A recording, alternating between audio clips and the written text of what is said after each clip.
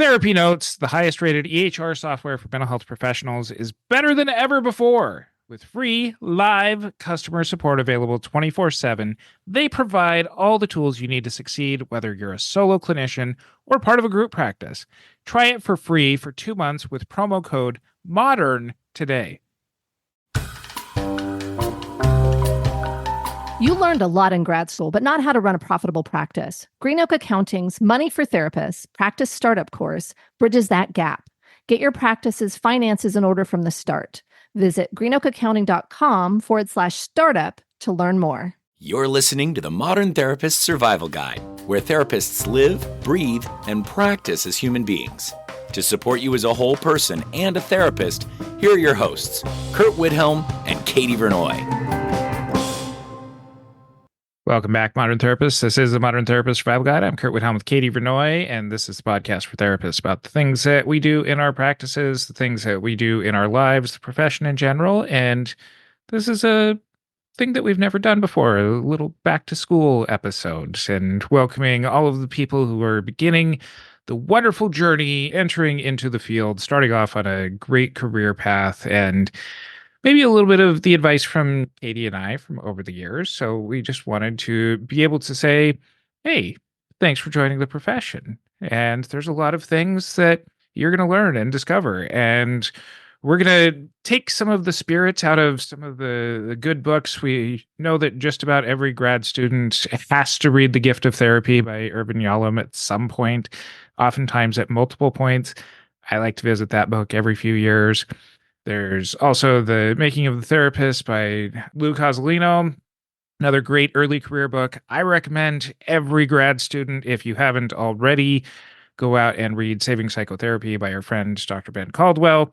These are kind of the foundational books about how to develop, what to do as a therapist that's beyond all of the things that you're going to learn in the classroom. And Katie and I don't want to just tell you what's in all of those books. We've done some of that through all of the podcasts that we've done for years. We're going to maybe add some of our own stuff. It probably overlaps with some of those things anyway. But Katie, this is kind of a checklist of things that we've made to go through things. But what do you want to start with as far as welcoming students into the profession? That's a really good question. I didn't think about what do I want to say to new grads and how do I want to welcome them into the field? I think becoming a therapist or a counselor or a social worker or a psychologist, becoming what we're calling modern therapists is a big deal. And I think that we've had some conversations about how we're feeling like maybe social media influencers or those folks are making it look like it's easy or a popular career. But we know that the majority of folks, I think, who are coming into grad school trying to get ready to become a therapist are actually doing it from their heart, doing it from a place of, maybe this is too cheesy, calling, but it's something where there's generally a sense that this isn't a career where you're going to make a crap ton of money. And so you're doing it because it sounds interesting or it sounds like a great way to help people. I guess I'm saying thanks for wanting to join this profession. We have a lot of need, and definitely we've lost some workforce that needs to support, everything that's going on in the world. And buckle up because it's not an easy road. So I don't know if that was what you were wanting me to start with, but that's kind of where my head went, was just like, this is tough. We know that you've thought about getting into this, and thank you. We need you. So the first thing on my list to share comes from a place of reflecting back, not only on when I was a grad student, but also the various roles that I've had as a educator and a supervisor in various places throughout my career. And one of the things that we tend to often forget in this field, and I wish we had been reminded about more frequently when we were in school, is you are often comparing yourself to people who've been doing this their entire adult lives, people who've been doing this for decades and decades, about learning about the human experience.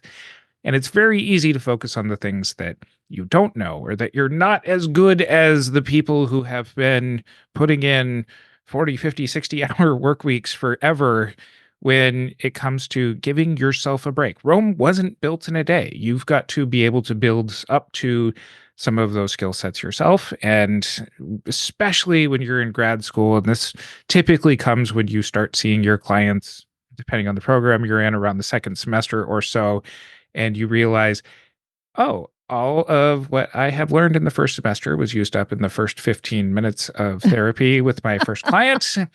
I am a terrible therapist, and being able to give yourself a break for you're just at the very beginning of a learning process.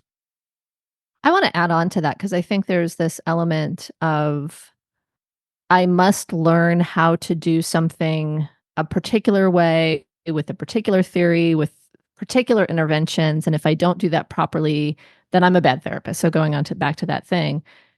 And my thought process, and this was something where the year ahead of me, the cohort ahead of me in grad school was a lot of folks who were in their second careers. And so they had a lot of life experience, but they were, same place I was learning new techniques to become a therapist. And what I found over the years is that lived experience and understanding what it is to be a human and all of that was way more helpful than I think any of my grad school professors said. And so it was something where I felt like I needed to almost unlearn and relearn, which I think there is some of that, don't get me wrong. But there was a period of time when I found that I was trusting myself less and less and trusting my instincts less and less because of what I was learning. And some of that was helpful because I learned new techniques, but some of it I think was harmful and set me back. And so being able to figure out that balance between what do I kind of intrinsically know as a human that is, kind of set up to do this work, and what are the things I need to unlearn or kind of scaffold on therapy techniques to be able to interact with the client that's in front of me. And so I think to me there's a lot that I think, especially, and we've talked about this in other episodes, but a lot that grad school professors or practicum or traineeship instructors or supervisors do to try to make you a safe therapist that doesn't necessarily make you a good therapist. And I think that there's a chapter in Gift of Therapy that is about the action of therapy rather than the concept of therapy, that Sure. ends up talking about being able to really, and I mean, the whole book is about operating in the here and now, that has some of the basis in safety, but there's really a lot that goes on behind the scenes, that is all of the accreditations, all of the legalese that the schools have to follow, that the supervisors have to follow, the agencies have to follow to ensure that nobody gets sued. And there's a lot of seemingly wrestling with coming to the humanity of being a therapist that gets kind of lost in the shuffle out of having to follow every single rule and be told that no matter which way you breathe in session, it's going to be wrong for something. And there is a really big learning curve that comes when what you are talking about in your classrooms isn't necessarily what you end up doing with clients, because there's a lot of time in classes that's spent talking about theories that predate the managed care takeover of how our profession gets paid. Yeah, I don't remember how long we spent in our grad programs talking about the stages of Freud's development when it comes to children and that kind of stuff. And while it's informed some aspects of my practice, I think about that approximately 0% in working with my clients as an active practitioner who works a lot with children and teens. And So, I think the other part of all of those theories are that they just seem to grow and grow. We did a whole interview with Diane Gerhardt about this, and so we'll link to that in the show notes about just how many different theories there are, and potentially you need to learn them for a test sometime down the road, whether it's a grad school test or a licensing exam.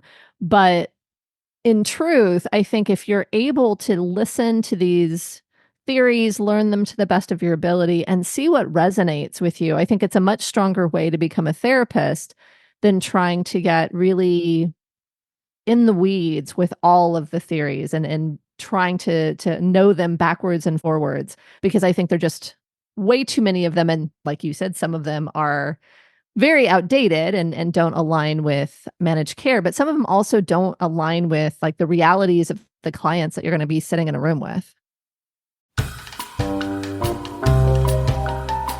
Therapy Notes not only combines billing, scheduling, notes, and more into one easy-to-use platform, they now also offer secure client and practice messaging. It's never been easier to run your practice. Plane, train, you name it, access is just a click away.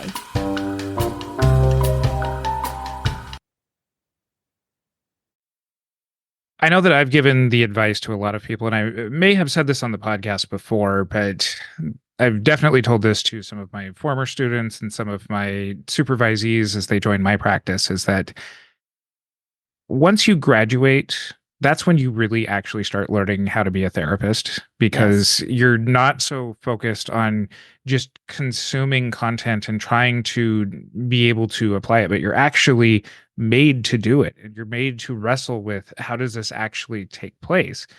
The goal of practicum placements, to be able to go and do that with clients, is hopefully part of this, but there does become a point in your future where it becomes more of your reality day in and day out to work on a lot of the things that you've been taught in the classroom, but also leaving behind a lot of the things that you're not going to face in where the modern world is with therapy. I know that a lot of the curriculums are kind of taught out of what the educational standards have been for decades.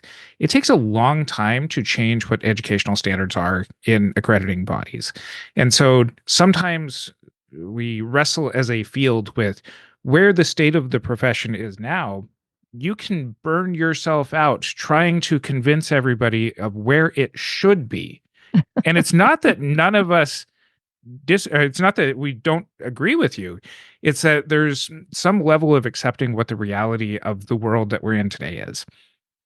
And being able to really take your energy and be able to recognize that there are certain things that you can fix. There are certain things that are going to apply to the clients that you work with on a one-to-one level, but are going to take a very long time to change on systemic levels.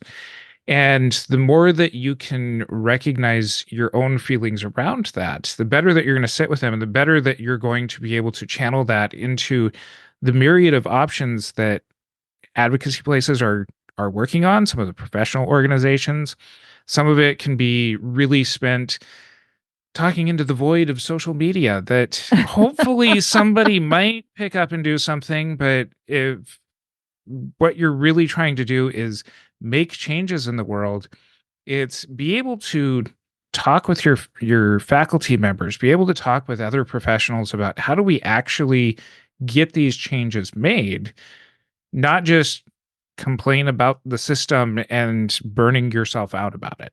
I agree with you that you don't really start learning how to be a therapist until you graduate, that there's so much you learn when you're actually in the real life of it, and that stressing out about it before then is probably not as helpful as your professors might think it is. However, I think that you can start thinking about getting a job before you graduate, because I know that there are a lot of folks who, while they're going through graduate school, their therapist training, that they have to work. And what can be helpful, if you're able to find opportunities that fit both what I'm going to say as well as your financial needs and your timing needs and all of those things, is if you can find a place like where you would like to work, where you can work at a bachelor's level, or you can work at some sort of, I don't know, it could even be like admin and marketing. It can be a lot of different things depending on what your skill sets are. But if you start either networking your way into like local group practices and helping them with front office, that kind of stuff, or working as a case manager or a coping skills strategist or whatever it is at a bachelor's level within public mental health, you set yourself apart when you start applying for jobs once you've got the opportunity to do so as a pre-licensed professional. So if it fits within there, I think that can be a way that you start making your way towards that job. And a side benefit that I found was I was already working with clients because I was doing kind of the case management, childcare worker, skills developer, the skills person. I was doing a lot of that stuff. So I was already getting used to working with clients. And so it was something where not only did it help my resume, but I felt a lot more comfortable when I started my practicum and I started seeing clients because I'd already been working with clients. And so that is an option if it's available to you that I would recommend. Again, if the finance and the time and all of that stuff works together for what you're trying to do. And I think that this might be something that you and I agree on in principle, but giving it the caveat of who can do these things. When you are looking to really build out your resume, my advice is take the tough practicums, take the ones with the tough clients, learn how to work with people who are going through the hardest times, because when you learn how to work with really hard clients from the beginning, it sets you up for a lot better jobs and resumes down the road. Sometimes it's the ones that none of your peers want to take. It's a site that has a reputation of being difficult or being chaotic. But learning how to work with clients in crisis ends up really being a skill set that, rather than it being the safe place to end up, a place where you feel like, okay, I need to go in and be successful, sometimes learning how to operate in the moment, being forced to operate in the moment, is one of the best skill sets. One of the things that I love that when people have that in their background when they apply to work in my practice is, oh, you know how to work in the chaos that can come moment by moment.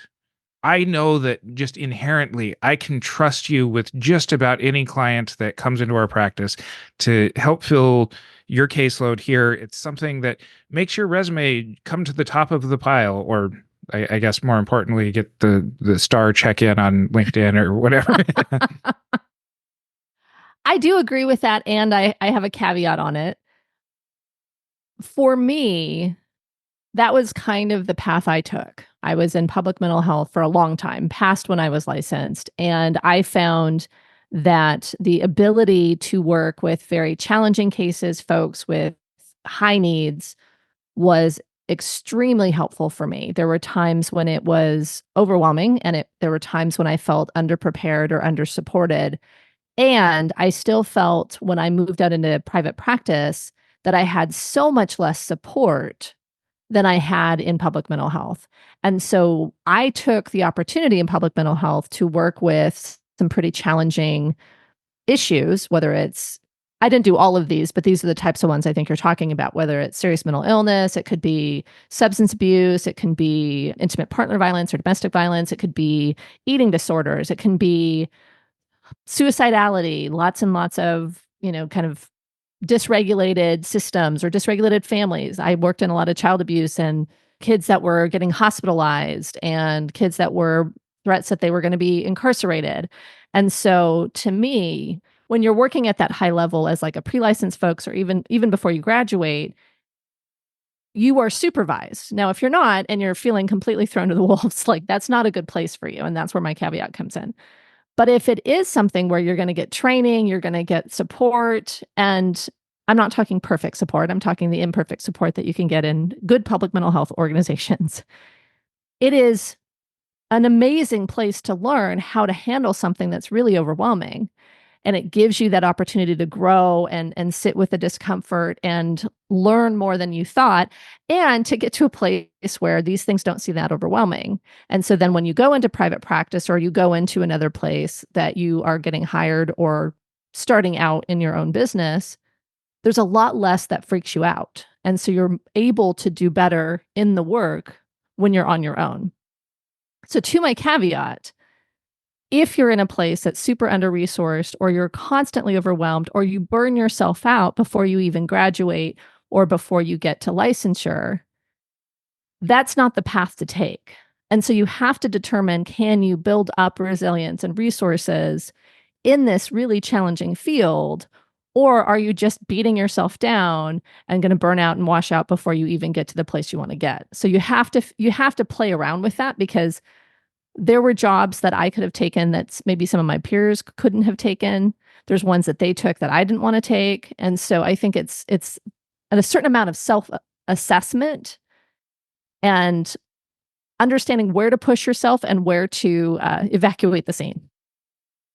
I think in the same vein, this starts even before you get into doing your practicum sites. It's taking every opportunity you can to even do this stuff in the classrooms.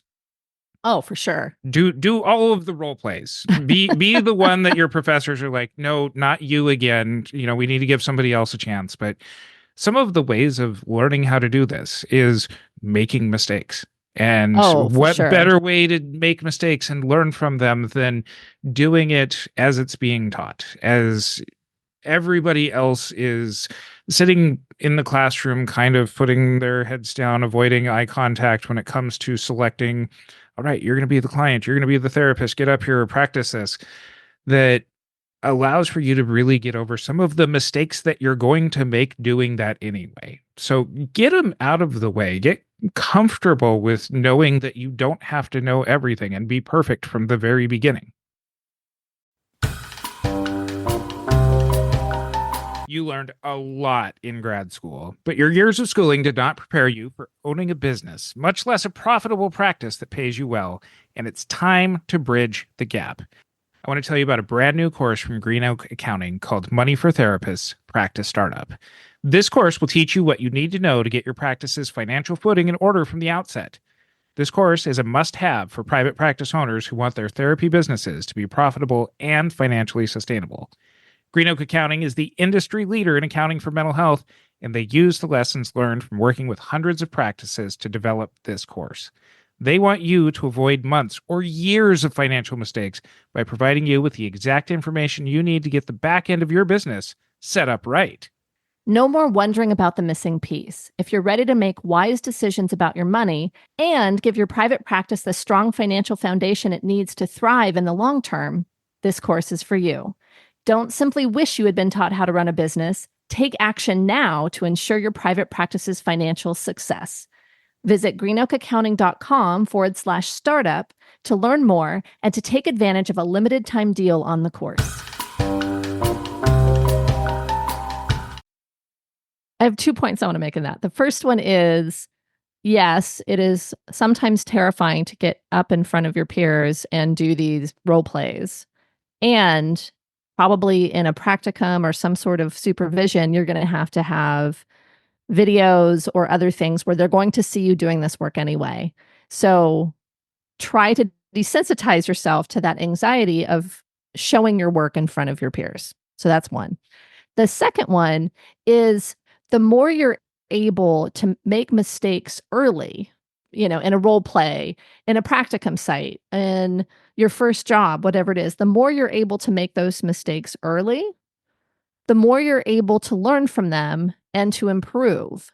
Once you're on your own, nobody's watching, or very rarely are people watching, and you don't have that same ability to get the feedback in the moment.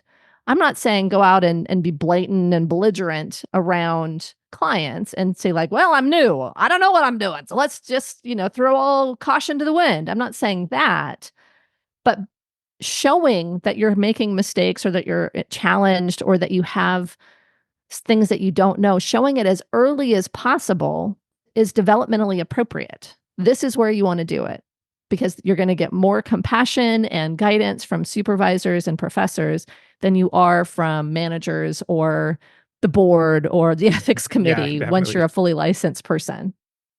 I think it's also important to recognize that this isn't a field for everybody. Not everyone is going to make it. Not all of your classmates are going to make it. I've had first semester students in my classes recognize, hey, this is a field that isn't for me. I've had people who grit their teeth all the way through to a degree, fully recognizing I've made an investment into a degree. I might as well walk out with a master's level degree out of what I've already put in. And it's not necessarily a sign of weakness. This is a field that does take a very personal piece into it that does really make you confront a lot of your own issues. And sometimes people in making some of those choices that you're talking about, as far as balancing out or recognizing their own limitations and coming into something, ends up being something that not everybody can or wants to face at this particular time in their life. There's also a bunch of time restrictions. Grad schools aren't always really transparent about how long it takes to get through their programs. At least for MFT programs in California, there's a really good website called mftcalifornia.com that is run by our good friend Carrie Wida that goes into, for some of the co-amped schools, that how long it takes students to actually get through them. And some programs, it takes longer than what the suggested amount of time that it should take to graduate. Less than half of the students end up making it through for various reasons, like not being able to get a practicum site on time, not being able to get enough hours in those sites. That it might be set up as, if all of the things line up absolutely right, you might be able to finish in this amount of time, but really it's going to take you a semester or a year longer. Yeah. And not everybody is going to go to a school that's as transparent as some of the research that Carrie has put in. Carrie, I know, has also put in a ton of work to get the information that she has had, or that she puts up on that website. And it's not something that schools necessarily want to advertise. Like, hey, the school down the road, they say that you can get done in 2.5 years. We know that you're going to get done in 3 years, but that's a really terrible selling point. So we'll just sell it as you can get done in 2.5 years. Sure. If you burn yourself out. But not everybody is ready going into grad schools, knowing all of the fees, knowing all of the extra expenses that come along, knowing that you're going to be working in practicum sites for free or paying to work in them. And we've got a whole episode on that. we've got a need to go whole into that, but we have lots of feelings. Not everybody is going to be geared up for, I wasn't budgeted for another year of grad school. I wasn't budgeted for all of these extra fees that the schools weren't really transparent about. So there's a lot of reasons why people might not make it, and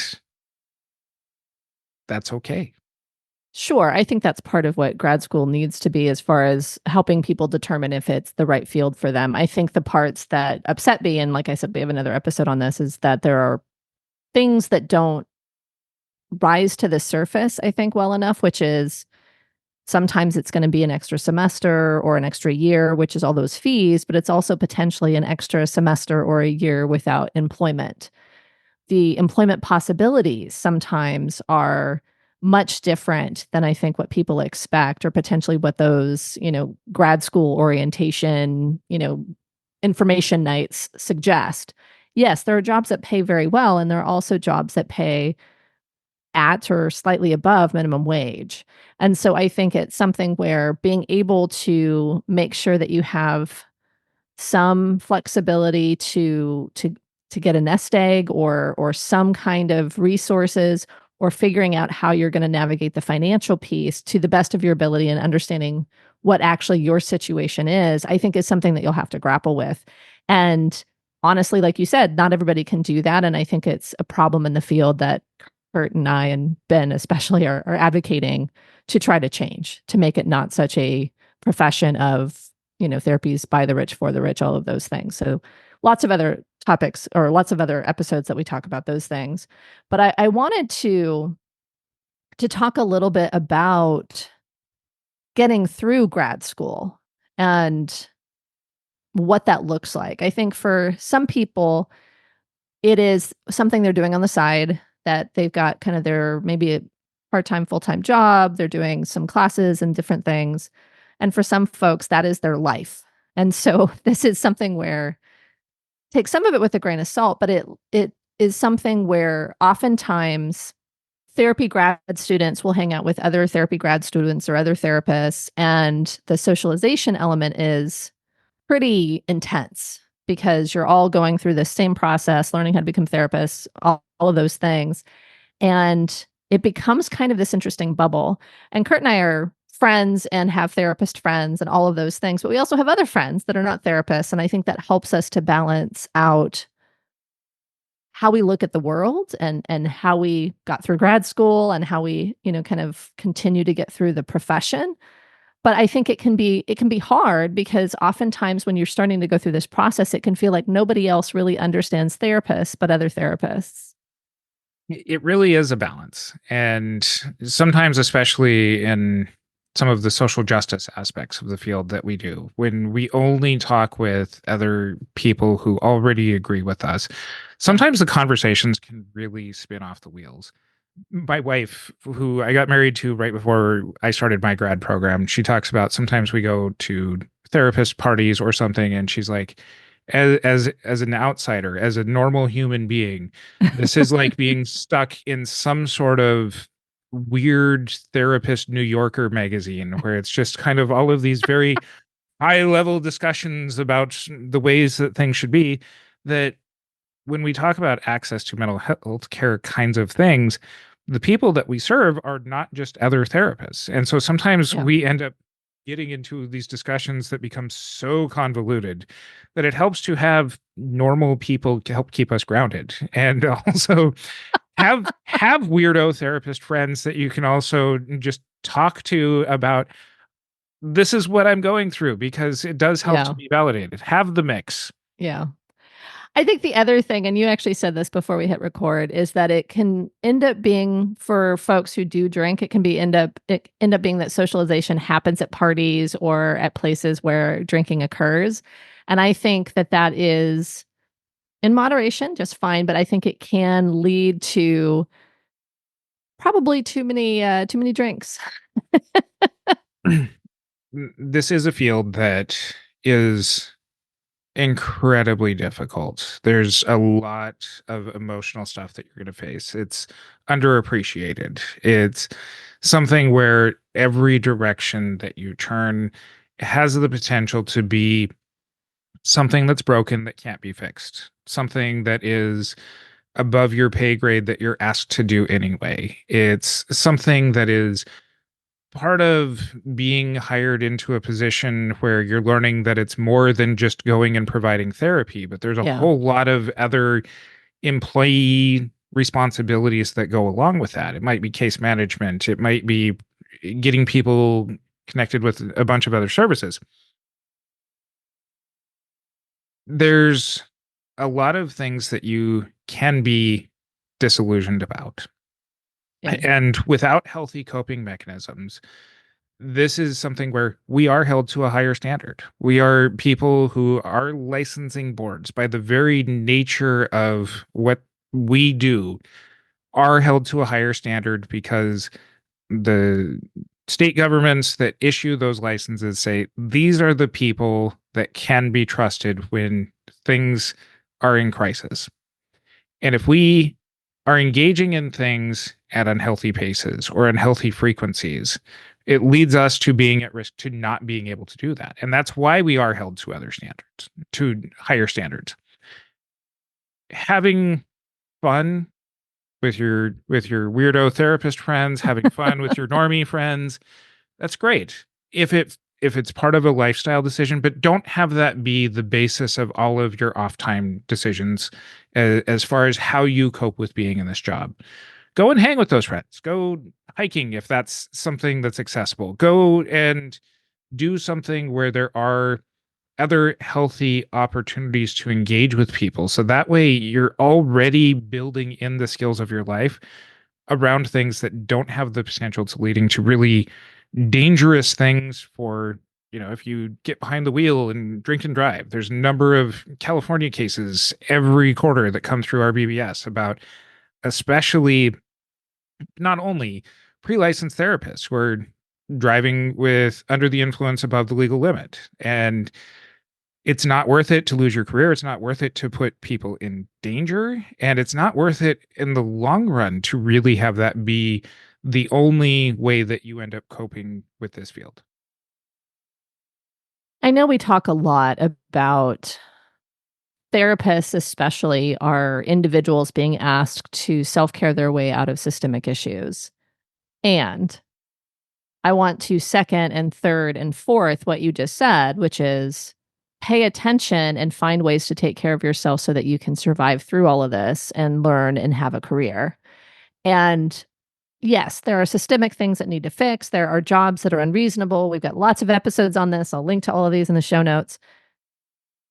And you are responsible for yourself and making sure that you're doing the best that you can to set appropriate boundaries, to get rest, to take care of yourself physically, to do all the things, to nurture your relationships, even though you're in grad school. This is a marathon. It's not a sprint. Yes, there are going to be things that you do during grad school that you won't have to do at other times. But if you are barely making it through grad school, it's not like you're suddenly going to have some respite. The work is challenging. And oftentimes, especially early on, you're doing a lot of it because you're trying to get through hours or you're trying to make enough money or whatever it is. And so running super fast and once I'm graduated, then I'll be able to relax. That's not true, or not necessarily true. And so I think it's important to take responsibility for your own self-care. And that's not in a, like, go get a bubble bath. This is self-maintenance. Make sure that you're doing everything you can, that you have control over, to take care of yourself, and don't push too hard. To wrap this up, Katie and I are also hoping to engage on a new project with the I'm so excited podcast. about this. We want one, maybe two, maybe three of people who are going through grad school now who want to be guests on the podcast.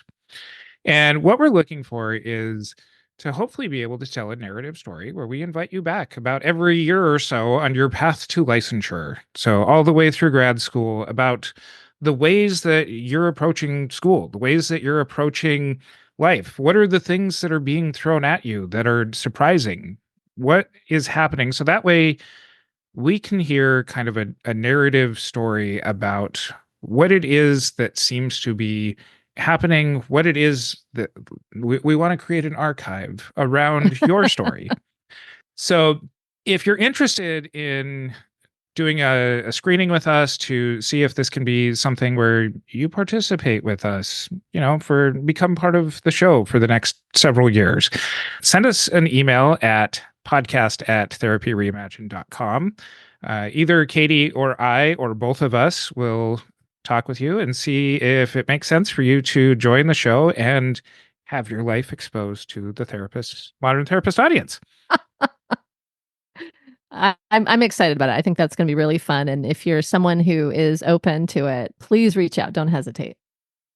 And in the meantime, you can find our show notes over at mtsgpodcast.com. Follow us on our social media. Join our Facebook group to continue on this conversation. That's the Modern Therapist Group. And until next time, I'm Curt Widhelm with Katie Vernoy. Shout out to our partner, Therapy Notes, the #1 trusted EHR among mental health professionals. Don't forget to use promo code MODERN and try them out for 2 months free. Ready to make your practice profitable? Green Oak Accounting's Money for Therapists Practice Startup course has what you need. Visit greenoakaccounting.com/startup and set your practice up for financial success.